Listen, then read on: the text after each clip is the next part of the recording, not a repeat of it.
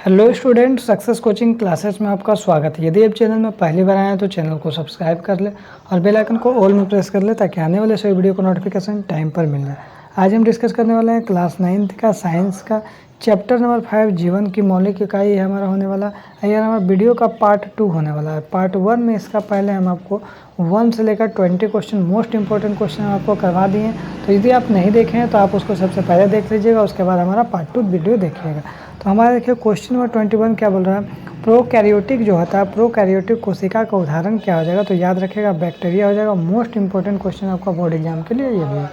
आगे यदि हम लोग देखते हैं क्वेश्चन नंबर हमारा 22 क्या बोल रहा है, जो झिल्ली से जीवात जनन की प्रक्रिया कहाँ होती है। तो याद रखिए झिल्ली जो जीवात होता है जनन की प्रक्रिया अंतर्द्रवी जालिका में होता है। कहाँ होता है? अंतर्द्रवी जालिका में होता है। आगे यदि हम लोग देख लेते हैं क्वेश्चन नंबर 23 क्या बोल रहा है, जो अर्धसूत्री, याद रखिएगा अर्धसूत्री विभाजन में संतति कोशिकाओं की संख्या क्या होती है। तो याद रखिएगा 4 होता है। कितना होता है? तो याद रखिएगा 4 होता है। आगे यदि हम लोग देखते हैं क्वेश्चन नंबर 24 क्या बोल रहा है, केंद्रक में क्या पाया जाता है। जो हमारे बीच में जो होता है केंद्रक होता है, तो केंद्रक में क्या पाया जाता है? क्रोमोजोम पाया जाता है। क्या पाया जाता है? क्रोमोजोम पाया जाता है। आगे यदि हम लोग देखते हैं पादप कोशिका का कौन सा भाग निर्जीव होता है, जिसमें जान नहीं होता। तो कोशिका भित्ति में क्या होता है? आपको निर्जीव होता है। कोशिका भित्ति आपका निर्जीव होता है, पादप कोशिका का जो अंग है। ठीक है। आगे यदि हम लोग देखते हैं क्वेश्चन नंबर 26 क्या बोल रहा है, तारकय पाया जाता है। तो याद रखिएगा तारकय जो पाया जाता है कहाँ पर पाया जाता है? कोशिका द्रव में पाया जाता है। कहाँ पर पाया जाता है? कोशिका द्रव में।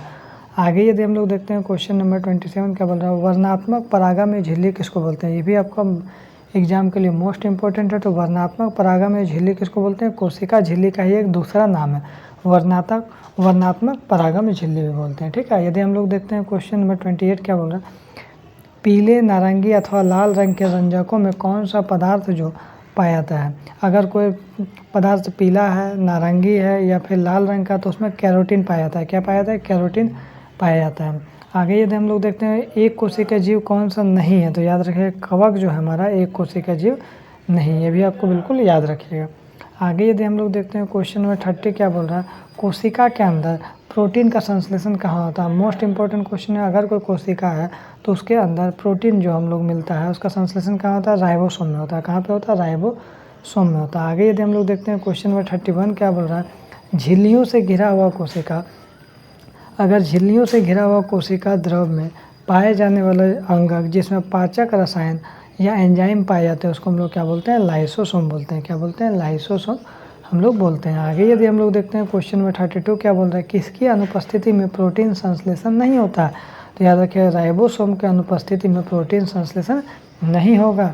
आगे यदि हम लोग देखते हैं 33 क्या बोल रहा है, माइटोकॉन्ड्रिया का एक कार्य बताइए। तो इसका काम क्या? ऊर्जा का उत्पादन करना। क्या काम है इसका? ऊर्जा का उत्पादन करना। आगे यदि हम लोग देखते हैं क्वेश्चन नंबर 34 क्या बोल रहा है, इलेक्ट्रॉन सूक्ष्मदर्शी का अधिकतम आवर्धन कितना होता है। तो याद रखिएगा इसका 2 लाख होता है। कितना होता है? 2 लाख। आगे यदि देखते हैं 35 क्या बोल रहा है, कोशिका में किस अंगक में एटीपी बनता है। किस अंगक में, किस अंग में एटीपी बनता है। तो याद रखिएगा माइटोकॉन्ड्रिया बनता है। बिल्कुल इंपॉर्टेंट क्वेश्चन था।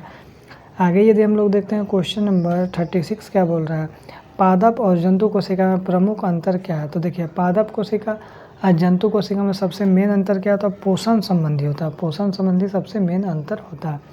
आगे यदि हम लोग देखते हैं तो लाइसोसोम के निर्माण के लिए कौन सा कोशिकांग सहायता करता है। तो याद रखिएगा गाल्जी उपकरण सहायता करता है। कौन करता है? तो गाल्जी उपकरण आपको सहायता करता है। आगे यदि हम लोग देखते हैं क्वेश्चन नंबर हमारा 38 क्या बोल रहा है, विष एवं दवाओं के जहरीलेपन को समाप्त करने के लिए कौन सा कोशिकांग सहायक होता है।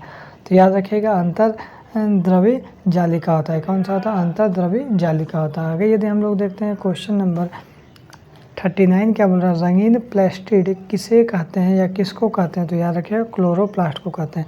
जो पौधों में जो हरा रंग होता है किसके कारण होता है? क्लोरोप्लास्ट के कारण ही होता है।